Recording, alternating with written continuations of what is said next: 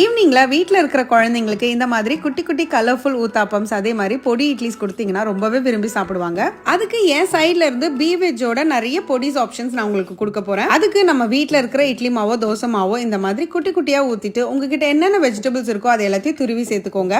அதுக்கு மேல நீங்க இட்லி பொடி சேர்த்தா ரொம்பவே நல்லா இருக்கும். நான் இன்னைக்கு பீவெஜோட hot and spicy garlic idli பொடி, கரி லீவ்ஸ் இட்லி பொடி எல்லாமே சேர்த்திருக்கேன். கொஞ்சம் கலர்ஃபுல்லாவும் இருந்தது, ஃபிளேவர்ஸும் டிஃப்ரெண்டா இருந்துச்சு.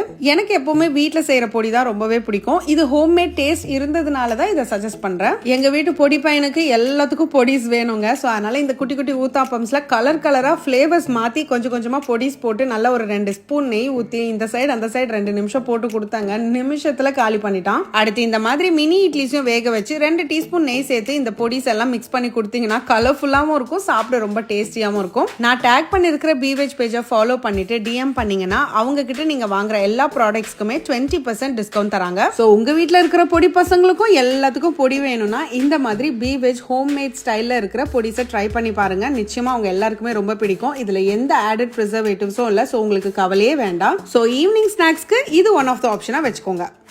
எப்படி?